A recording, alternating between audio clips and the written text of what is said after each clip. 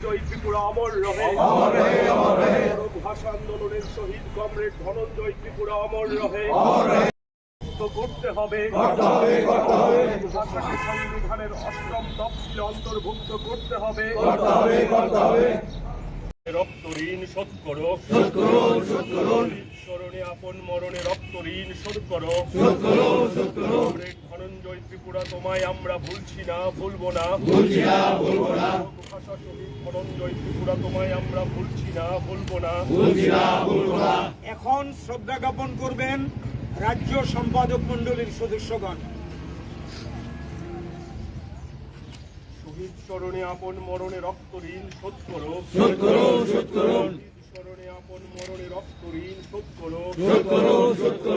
ধনঞ্জয় ত্রিপুরা তোমায় আমরা ভুলছি না, ভুলবো না। ধনঞ্জয় ত্রিপুরা অমর রহে, ধনঞ্জয় ত্রিপুরা অমর রহে। ভাষা আন্দোলনের শহীদ ধনঞ্জয় ত্রিপুরা তোমায় আমরা ভুলছি না, ভুলবো না।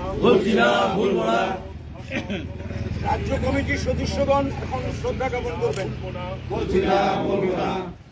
জেলা কমিটির সদস্যরা শ্রদ্ধা জ্ঞাপন করবেন।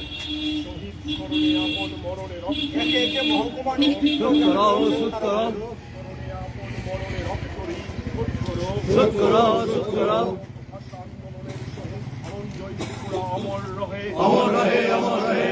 ভাষা আন্দোলনের শহীদ ধনঞ্জয় ত্রিপুরা অমর রহে। ধনঞ্জয় ত্রিপুরা তোমায় আমরা ভুলছি না, ভুলবো না। ইনকিলাব জিন্দাবাদ। বড় ভাষা আন্দোলনের অমর শহীদ ধনঞ্জয়।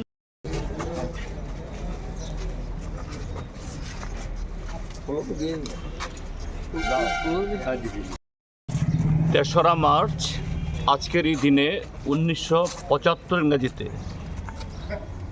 আমাদের ত্রিপুরাজ্যে একদিকে শতাব্দীর কাল ধরে ত্রিপুরাজ্যের রাজপরিবারে ত্রিপুরাজ্যের তৎকালীন শাসক দল যারা লাগাতার ৩০ বছর শাসন করেছিল তাদের কাছে অবহেলিত এই ককবরক ভাষার সরকারি স্বীকৃতির দাবিতে তৎসহ আরও ৩ দফা দাবি, মোট ৪ দফা দাবি, যে এডিসি গঠনের দাবি, বেআইনি হস্তান্তর জমি ফেরতের দাবি এবং সুকুমার সেনগুপ্তের সরকার তখন যে ত্রিপুরার যে ট্রাইবাল রিজার্ভ এটাকে তুলে দিয়ে একটা কালো অর্ডিন্যান্স জারি করেছিল, সেই অর্ডিন্যান্স প্রত্যাহারের দাবি। এই ৪ দফা দাবিতে সারা ত্রিপুরা উত্তাল হয়েছিল।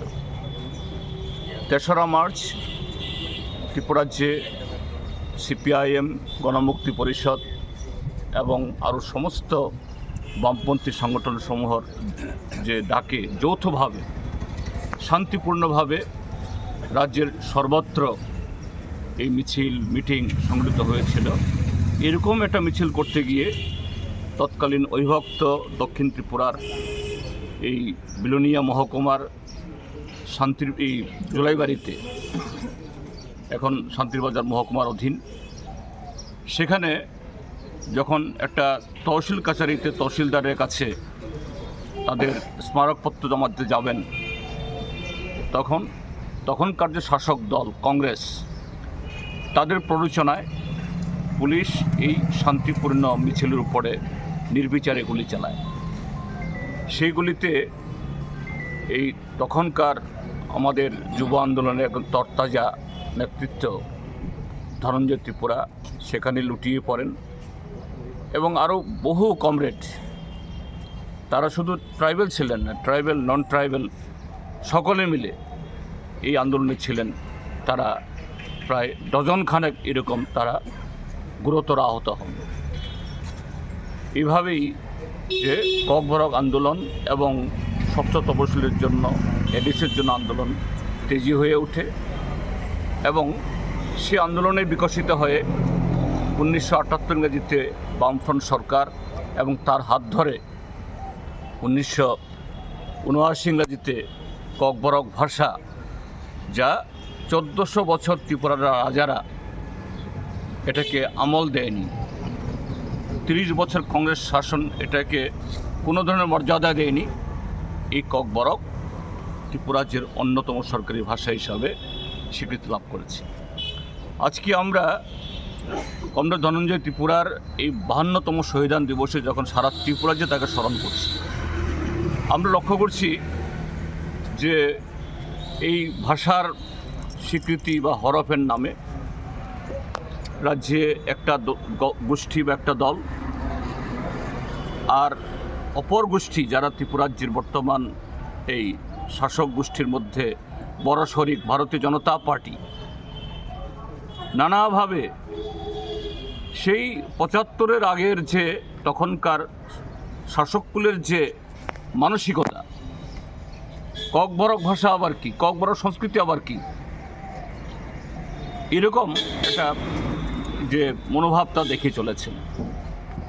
গত 20 তারিখে আমাদের রাজ্যে আমাদের দেশের স্বরাষ্ট্রমন্ত্রী অমিত শাহ এসেছেন।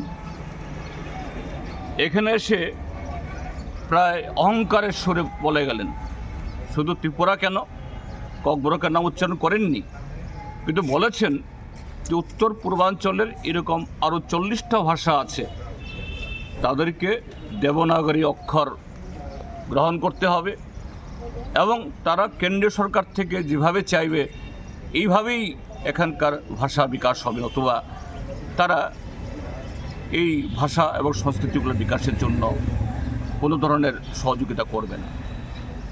তো আজকে আমরা যখন একদিক থেকে কমরেড ধনঞ্জয় ত্রিপুরার স্মৃতিকে স্মরণ করছি, আরেক দিক থেকে ককবরক সরকারি ভাষা হিসেবে স্বীকৃত ঠিকই, কিন্তু যতদিন না এটা ভারতের সংবিধানের 8ম তফসিলে অন্তর্ভুক্ত না হয়, তার পূর্ণাঙ্গ বিকশিত হওয়া আর অন্যান্য ভাষার সাথে এটা খুব কঠিন।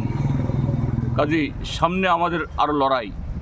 আজকে একদিকে আমরা ধনঞ্জয়কে স্মরণ করছি, আরেক দিক থেকে আমাদের সেদিনের যে 4 দফা প্রায় সবটাই প্রাসঙ্গিক। আমাদের এডিসি আদায় হয়েছে, 6ষ্ঠ তফসিল আদায় হয়েছে, কিন্তু এডিসিও পূর্ণাঙ্গভাবে ক্ষমতাসীন না। এডিসির হাতে আরও ক্ষমতা, আরও অর্থ এবং ককবরককে যাতে 8ম তফসিলে অন্তর্ভুক্ত হয় সে লড়াইয়ের অঙ্গীকারও আমরা নতুন করে সে অঙ্গীকার গ্রহণ করছি, আমরা শপথ গ্রহণ করছি। এইভাবেই সারা ত্রিপুরা যে আজকের দিনটাকে আমরা স্মরণ করব। কমরেড ধনঞ্জয় ত্রিপুরা অমর রটে।